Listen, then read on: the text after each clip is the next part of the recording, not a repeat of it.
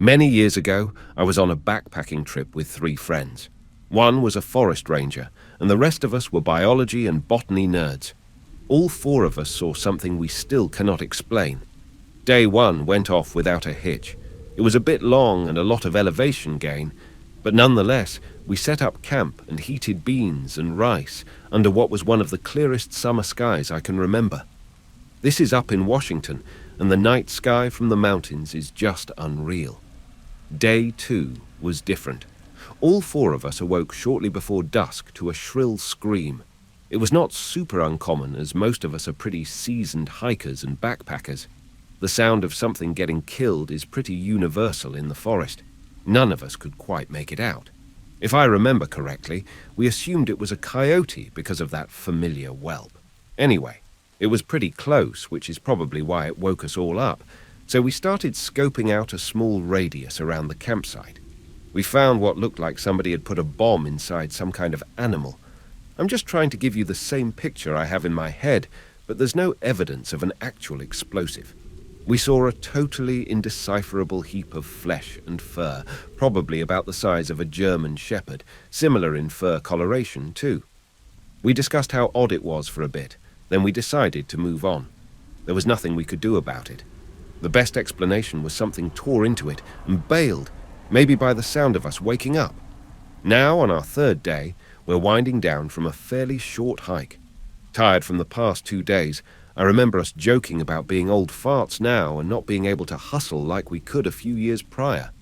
The sun was just making its way down over the tree line while we busted out the whiskey and started boiling a pot of water for more beans and rice. I'll never forget this moment as long as I live.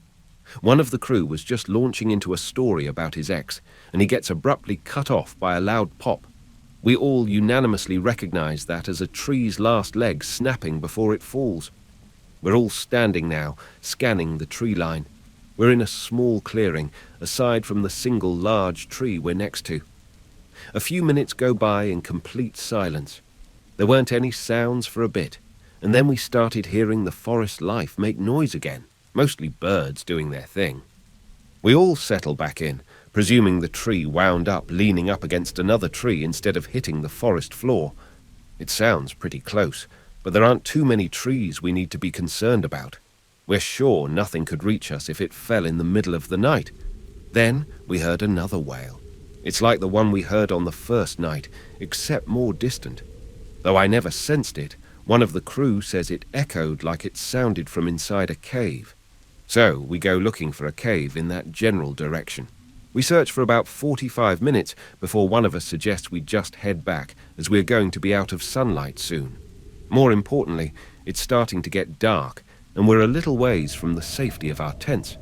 We never find anything like a cave or something that would cause that kind of reverb or any kind of body. Heading back towards the clearing and our campsite from the woods, something catches a friend's eye. "Did you see that?" he asked. He's pointing across the clearing about 9 o'clock. We're taking a direct path, so our campsite is dead ahead at 12. We're all looking in that direction, scanning the tree line.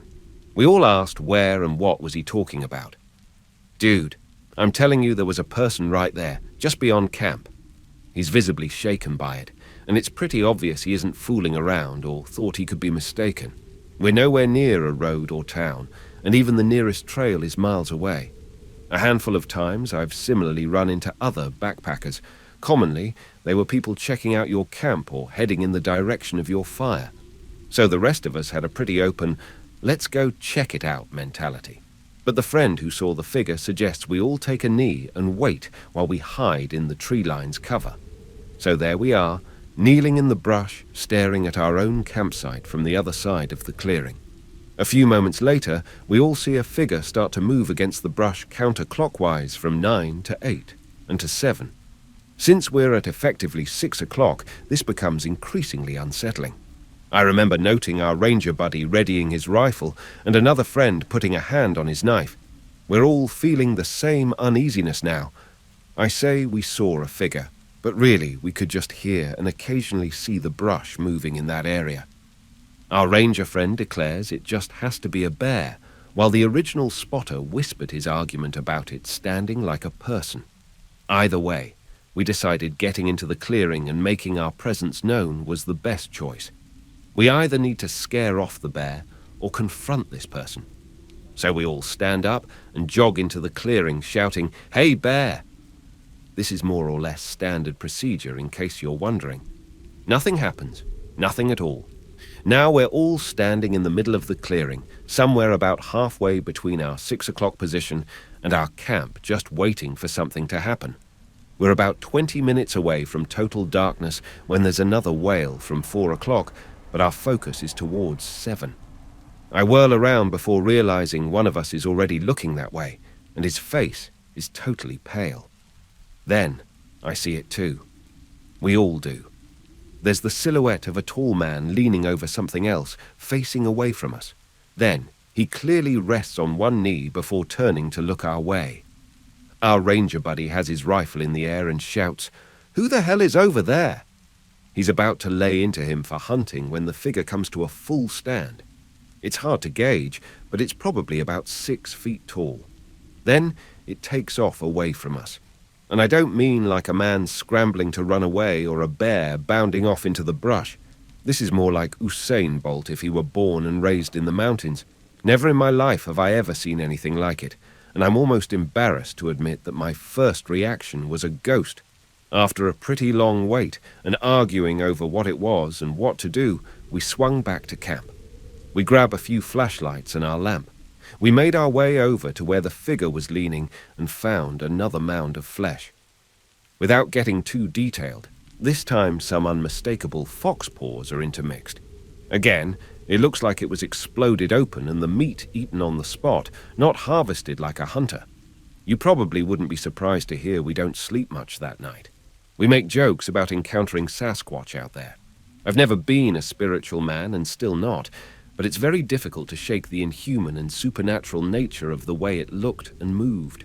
None of us could make out any kind of clothing that would break up its silhouette. Not to mention, I've never personally seen something kill quite like that. The closest thing I've ever seen is a deer carcass after a bear attack. It happens at a time of year close to its hibernation when it would have been more hungry and aggressive.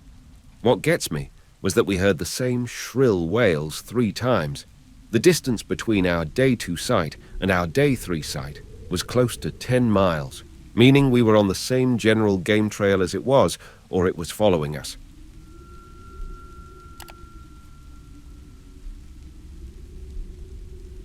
It was early spring in 2016, and I had just turned 24 years old. My friend and I just reached our main spot to camp. It's at the Black Canyon Rim campgrounds just outside of Payson, Arizona. We'd usually travel out here 2 or 3 times each year. It has some incredible views and is only a couple of hours away from the city. For the most part, this area was pretty secluded. A privately owned convenience store rested a few miles away, with a small town 20 miles before that. The entrance was on a dirt road, directly off the highway, with a campground sign at the start of the road. It marked local wildlife, any fire hazards, and general news relevant to camping folk. The pathing is mostly linear, with maybe one fork spanning several miles. We once traveled down the dirt road to see how far it would take us. One of the paths would take you to another highway entrance with a ranger's tower halfway there. The other path led to a dead end. An abandoned cabin can be found on this path, a few miles in, mostly hidden off in the distance behind some larger foliage. The snow had mostly cleared up at this point, leaving for crisp air, a slight chill, and fauna becoming active again. We'd usually spot some wild horses, several deer, and tons of little critters whenever we'd come out this way. It really was the perfect time of year for a relaxing trip to get away from the city for a few days. We got in around 4 p.m. on a Tuesday. It was late for us, as we'd usually try to make it out there by noon at the latest. This trip was pretty spontaneous. We both had work during the coming weekend and decided to just go for it. The sun was setting fast, and we still hadn't picked our spot to camp.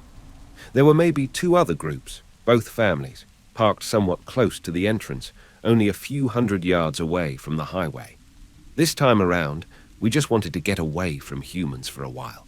Customer service jobs will do that to you. We drove down the dirt road, past our usual spot, and finally picked the perfect area. It was a small clearing, just hanging off the edge of a hill. The whole valley could be seen from this area, with a beautiful sunset. This would have been our main spot from then on if the next night's incident never happened, that is. We agreed to get a campfire going and would just avoid building a tent this trip. We didn't have much time to do so anyway, and her car wasn't that uncomfortable. I'd sleep in the back seat and she'd take the passenger seat. We'd have a few blankets for each of us and would fall into that unrivaled slumber. The next day went fairly uneventful. We just decompressed. I had this strange feeling throughout the day, though, like we were being watched. There was crunching of leaves just out of sight every few hours, but I figured it was just the local wildlife doing their thing. My friend didn't notice anything unusual, so I didn't dwell on it. Night came, and the feeling still hadn't gone away. My friend must have felt something she didn't vocalize, though. She took some of her sleeping pills. She didn't usually need to take them on our camping trips, as the nature's ambience was enough to put anyone to sleep, I thought. It was nearing 1 a.m. My friend dozed off in the passenger seat, while I attempted to wind down in the back. I leaned against the side window, behind the passenger seat, legs outstretched to the car's back door. The window opposite of me was rolled down slightly, with a cold breeze flowing in. I had been on my phone, scrolling through Facebook or whatever, when I heard something outside. There were a few crunches of the fallen leaves several paces outside the car. I whispered to my friend, asking if she heard it, but she was already out. I put my phone down and listened intently for a minute or two. There was nothing. It must have been a small animal, curious of the camp. I went back to my phone, scrolling through social media. About 10 minutes had passed when I heard it again. Those were unmistakable crunches on fallen leaves right outside the door. I lowered the phone. My eyes took a moment to adjust from the light of the phone into the deep dark of the woods. As I turned the phone away from me, the backlight illuminated the window above my feet. To this day, I can't get the image out of my head. 2 dirty, scabbed hands held onto the window, the fingers wrapped inside the car. The nails were long, unkempt, and dark. Behind the window, a silhouette of a face was pressed up against it. The breath would create condensation every few seconds. All I could make out were the reflections of those empty black eyes. I couldn't move. I couldn't scream. The staring contest between me and this thing, whatever it was, felt like an eternity. Thoughts were repeating incessantly in my head. Why didn't they run away when they saw I noticed them? What were they planning? Is this the face of death? After probably 10 seconds of not doing anything, the hands slowly unclenched the window and receded into the darkness. The condensation on the window dispersed. Another couple of seconds passed before I heard the dreaded crunches melodically fading into the distance. I, still, just sat there. What in the world just happened? Why didn't I do anything? Why am I still not doing anything? With that thought, my body shot into adrenaline. I pounded on my friend's seat, waking her up from her slumber into a dizzy confusion. I unlatched and kicked open the back door and took a moment to scan the area. Whoever they were or whatever it was gone. I scrambled to pick up any important camping supplies we left outside and just crammed everything into the back seat and trunk, periodically looking over my shoulder, listening for those footsteps. I slammed the back door shut, and there they were, a grim reminder of the horror that just happened. There were 2 handprints imprinted on the window. I quickly wiped them off the window in a panic, a reaction to erase the event. I jumped into the front seat, started the car, and floored it out of there. My friend, finally being fully awake, asked me what the hell I was doing. I shouted that we had to go. There's someone out there. I didn't see whatever or whoever it was while fleeing the scene. Speeding down the dirt road, my friend insisted I slow down, and I eventually did. We reached the highway, and I proceeded to drive about 20 miles before we reached a Denny's where my friend asked for us to stop. We ate while I explained everything. The nightmares subsided a few months later. My embarrassment continues to this day for the state of shock I was in at the time. Everybody says you either have a fight or flight instinct, and I'm confused whether I have either. I mean, I just sat there and did nothing. I frequently tend to ask myself who was out there. Another camper messing with us? Was it a resident of the abandoned cabin down the dirt road? Or maybe was it something more paranormal residing in the forest, watching lone, vulnerable campers as they drift off to dreamland? We'd still go camping there in the years ahead, but never too far from the highway. Whatever it was, I hope that was the last I've seen of it.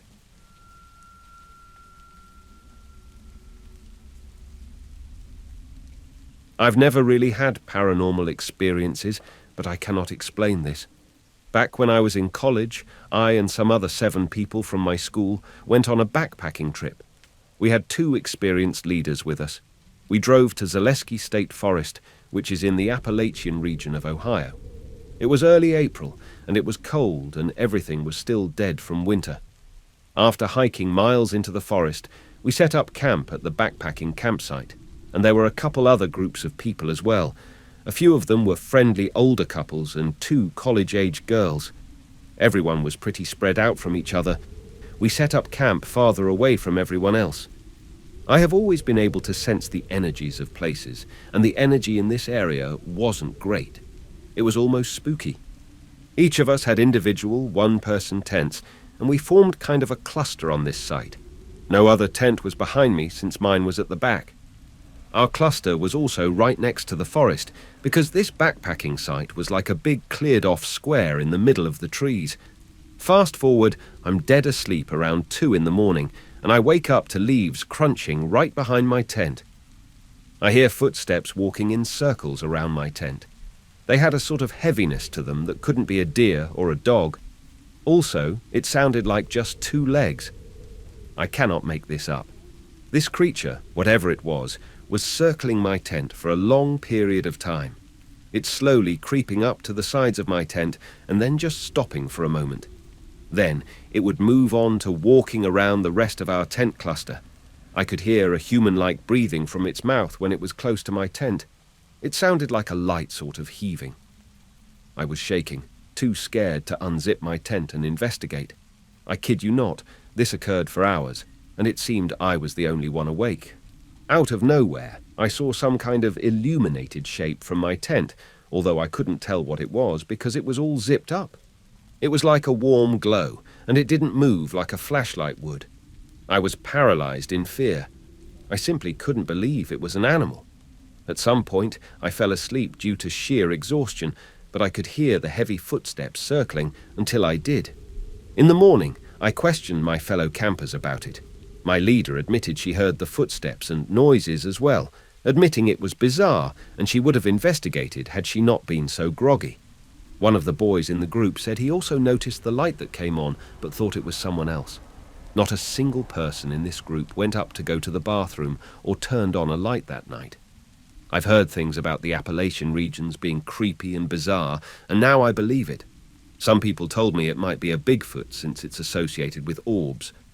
I don't believe it, but I don't think it's an animal either. This didn't feel like just any animal like a bear. Please drop a like and subscribe to Eerie Echoes for more horror stories. As always, thank you for watching.